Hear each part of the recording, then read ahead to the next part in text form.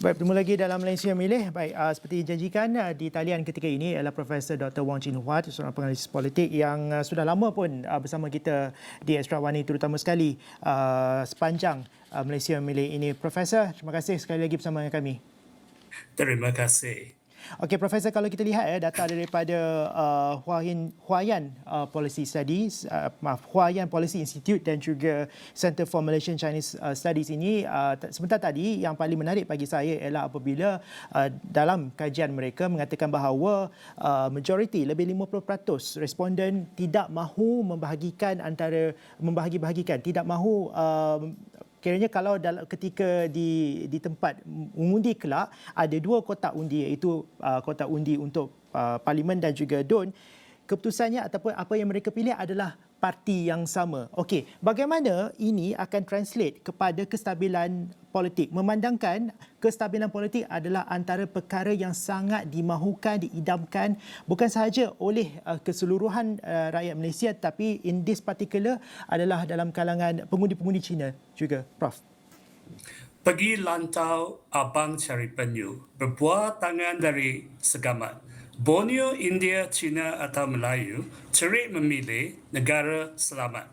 Bila kita bincang pasal undi kepada parti yang sama dalam dua kotak undi iaitu untuk persekutuan dan negeri, sebenarnya kali ini impaknya cuma akan terkesan di 3 negeri saja iaitu Perlis, Perak dan Pahang. Yang sudah tentu paling menarik sekali adalah di Perak. Apa yang kita boleh baca daripada situ adalah kalau pengundi mereka sokong satu parti untuk kerajaan persekutuan, mereka juga akan sokong kepada kerajaan negeri.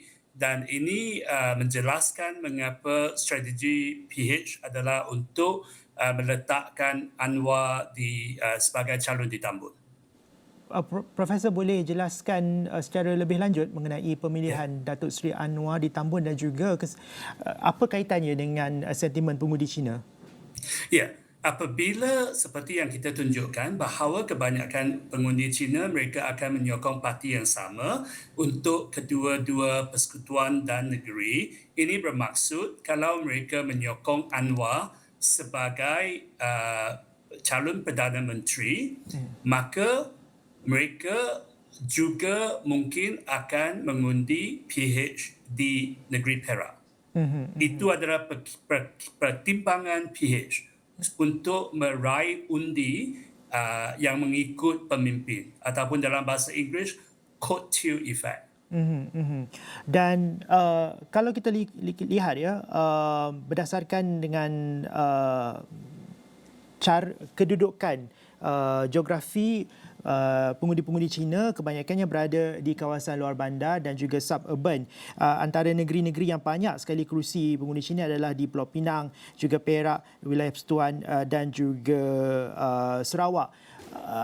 Tapi pada masa sama juga kita harus akui bahawa lain tempat, lain cita rasanya. Kita tidak boleh, baik saya secara peribadi tidak mahu untuk pukul rata sentimen pengundi Cina di seluruh Malaysia adalah sama. Apa yang jelas di Sarawak umpamanya sentimennya bagi saya adalah sangat berbeza. Cara berfikir, worldview juga sangat berbeza. Jadi bagaimana kita nak ambil elemen ini dalam kita memahami bagaimana rakyat Malaysia dari etnik Cina ini mengundi kelak? Ya, memangnya seperti yang saudara katakan, lain tempat, lain cita rasanya. Dan sebagai contoh, kalau di Sarawak, pengundi mungkin mengambil kira lebih banyak tentang isu desentralisasi. Tetapi secara seluruhnya, saya rasa bukan sahaja pengundi Cina, tetapi kalau kita lihat daripada cita rasa tadi, mungkin kita boleh merangkumi bahawa sebahagian besar pengundi kota dan juga pengundi kelas pertengahan dan ke atas akan menunjukkan perhatian yang lebih kurang sama iaitu tentang ekonomi dan pentadbiran. Dan akhirnya kerana kalau kita lihat imbas kembali 3 tahun yang lepas, kita seluruh dunia bukan sahaja Malaysia telah pun dilandai pelbagai krisis bermula dengan pandemik, Kemudian kita ada krisis perubahan iklim yang semakin mengancam, dan dengan pencerobohan Ukraine oleh Rusia di bawah Presiden Putin, sekarang kita menghadapi krisis ekonomi. Dan semua rakyat yang pentingkan isu ini akan harapkan bahawa calon dan parti, tak kira mana yang membentuk kerajaan, mereka boleh menunjukkan keupayaan untuk membawa negara dan rakyat supaya kita siap saga untuk menghadapi krisis-krisis ini. Dan di samping itu, kalau kita lihat daripada pembentangan tadi, untuk golongan yang muda dan juga golongan ibu bapa yang ada anak muda, isu yang penting adalah satu lagi ialah pendidikan. Bagaimana kita dapat memperkasakan pendidikan kita supaya kita ada daya saing di seluruh dunia. Jadi isu pendidikan juga seperti yang Prof katakan tadi adalah sangat penting. Jadi kita adalah lagi dalam 30 saat Prof. Prof, masihkah ada peluang untuk parti-parti lain ambil sedikit pada undi daripada pengundi Cina ini, Prof? Ya, saya rasa ada. Apa yang penting adalah mereka kena tunjukkan apa yang mereka boleh buat dan bukan sekadar mengancam orang lain, dan paling pantang sekali, jangan mengancam kaum lain. Pergi Rantau Abang lihat penyu, pergi Cerating untuk bermandi. Borneo, India, Cina atau Melayu tidak dipeduli kalau tidak undi. Baiklah, terima kasih banyak Profesor Wong Chee Huat, merupakan Timbalan Ketua Strategi Pejabat Asia Rangkaian Penyelesaian Pembangunan Mampan Pertubuhan Bangsa Bersatu SDSN Asia di Universiti Sunway. Terima kasih banyak kerana bersama kami. Dan sebelum Profesor kita lepaskan, saya nak nak balas pantun Profesor. Ramai peniaga sibuk meniaga.